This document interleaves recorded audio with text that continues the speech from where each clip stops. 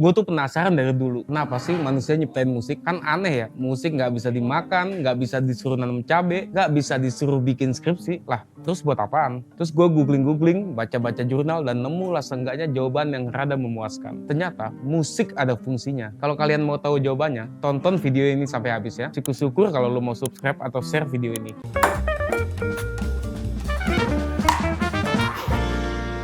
Musik bukan bahasa universal, karena tiap suku dan budaya punya musik dan teorinya sendiri. Sifatnya selalu unik, kaitannya erat sama sejarah mereka membangun peradaban. Musik diklaim bahasa universal karena teori dominan yang dipakai hari ini adalah teori musik orang kulit putih. Do, re, mi, fa, sol, la, si, do. Ketukan 4/4, dustak, progresi chord, kayak musik-musik klasik Eropa, dan seterusnya, dan seterusnya. Jadi, seolah-olah kita ngomong dalam bahasa yang sama, padahal ya nggak sesederhana itu. Penjelasannya lebih lengkap, bisa lo tonton di video ada Meli atau baca artikel gue, linknya gue taruh di deskripsi. Tapi musik emang nyatuin manusia dalam konteks sosial. Musik sama manusia tuh ibarat gue sama pacar.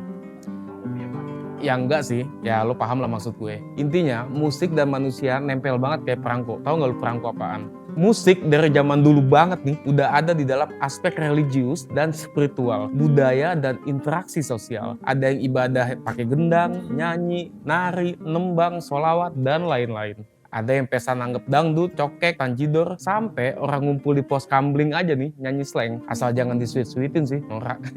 Tapi kenapa sih musik menonjol banget dalam hidup kita? Orang-orang pintar di bidang filsafat, biologi, dan psikologi kognitif, pokoknya ilmu-ilmu yang bikin otak gue keriting deh, berusaha buat nyari tahu peran musik dalam hidup ini. Satu, jawaban yang konsisten adalah musik bertindak sebagai alat yang kuat untuk menyatukan orang-orang. Nah, sekarang kita ngomongin nih bagaimana musik bisa jadi bagian integral dari pengalaman manusia di muka bumi. Evolusi musikal, peran tidak konvensional musik. Kalau dilihat sepintas, musik tuh sepele banget kan ya. Manusia nemu kapak buat nebang pohon. Fungsinya ya buat bikin rumah, pagar, bikin api unggun. Manusia juga nemu api. Fungsinya ya banyak banget dah. Mulai masak sampai buat perang. Manusia juga nemuin roda. Fungsinya buat dorong gerobak ke pasar, bertani, sampai dipakai abang odong-odongan ngangon bocah. Tapi manusia nemu musik lah. Apaan fungsinya? Beda sama atribut yang langsung bantu kita bertahan hidup, kayak kemampuan berburu atau kekuatan fisik. Musik nggak langsung ngasih keuntungan ke manusia. Tapi cekidot nih, Dr. Patrick Savage, seorang yang ahli musik, ya ahli dalam bidang musik. Dia bilang kalau nilai sejati musik ada di perannya sebagai sistem buat ngikat hubungan sosial. Sistem loh, serius banget.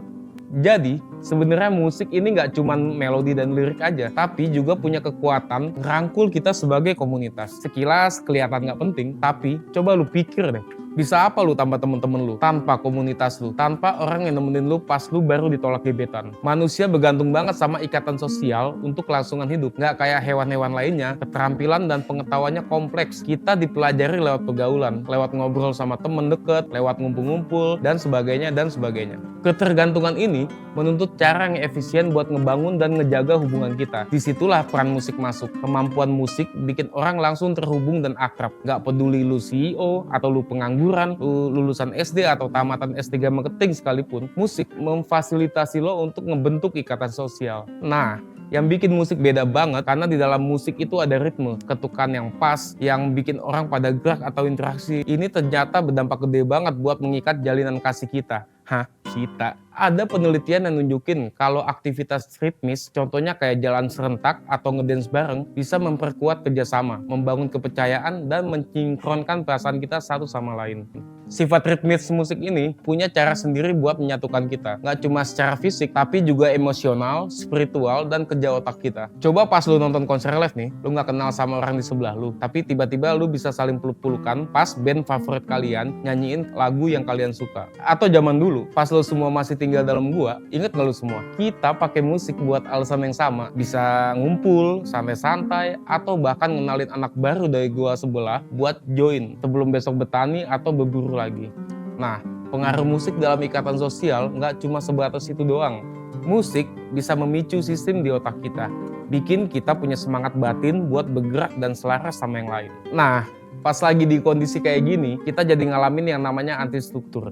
semacam usaha buat keluar dari norma-norma sosial yang kaku. Anti-struktur ini bikin kita bisa bonding ke level lebih dalam lagi, tanpa kekangan norma masyarakat, dan kita bisa ganti identitas kita pas lagi ngalamin momen bareng itu. Misalnya nih, pas lo lagi karaoke lagu Raisa, tiba-tiba lo ngerasa lebih Raisa daripada Raisa. Gak peduli deh vokal lo tuh fals minta ampun. Pas di momen itu, lo adalah Raisa. Temen-temen lo jadi lihat gimana lo yang sebenarnya. Gak ada topeng atau pura-pura. Mereka mungkin ngatain vokal lo jelek atau jadi bahan bercandaan bareng, ngetawain mereka dengan cara yang otentik.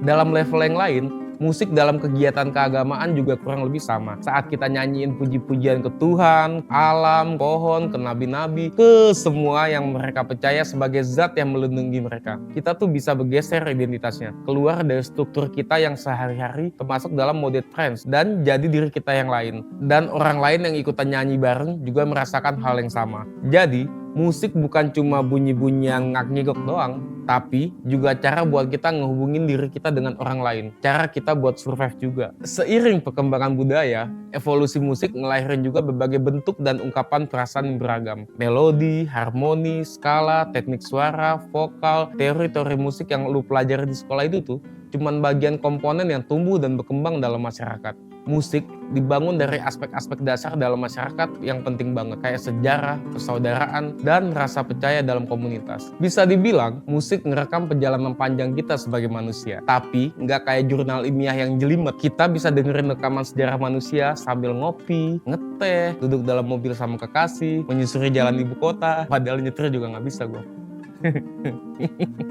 Intinya sih, yang awalnya buat bangun koneksi sosial, musik berkembang ke hal-hal lain yang lebih identitas diri kita sebagai manusia. Musik dan kelompok terpinggirkan. Ada lagi nih fungsi musik yang penting-penting banget, yaitu karena kemampuan musik buat nyiptain keadaan anti-struktural itu, musik jadi sarana buat kelompok marginal mengekspresikan dan merayakan identitas mereka. Mungkin lo semua sering lihat ritual ekstasis, di mana musik dipakai semacam ibadah buat nemenin orang-orang joget, nari-nari, dan mengungkapkan rasa syukur. Musik bisa bikin mereka lupa sejenak sama keadaan dunia yang nggak berpihak pada mereka. Kita lihat nih, di banyak budaya di seluruh dunia, dari tradisi agama sampai dangdutan, musik jadi alat bagi kita buat ngerasain momen-momen yang beda, yang nggak terikat sama norma-norma sosial, atau kenyataan yang nggak berjalan sesuai dengan harapan kita. Dan kita menyatu merayakan identitas yang sama. Sampai sini lu semua paham kan? Kekuatan musik merangkul individu jauh melampaui hiburan. Akarnya dalam sejarah evolusi mengungkapkan mekanisme yang dalam banget buat ngebentuk hubungan sosial, bahkan di antara orang-orang yang nggak kita kenal. Ibaratnya nih, musik udah kayak diary yang nyatet pengalaman kolektif kita. Jadi, persetan lu semua paham teori musik atau enggak? Bisa nulis kritik musik atau enggak? Suka lagu-lagu yang dianggap pasaran atau murahan? Enggak salah. Enggak usah lu pedulin hal aneh kayak gitu deh. Musik jelek? Ya ada. Kalau kita lihatnya dari kacamata industri yang udah mapan. Karena ya udah mapan, ya boleh dikritik dong. Musik bagus ya banyak. Ya selama musik yang lu dengerin bikin lu sadar posisi lu sebagai makhluk sosial, bikin lu punya banyak temen, bikin lu jadi minimal pede nyanyi, ya nyanyi aja.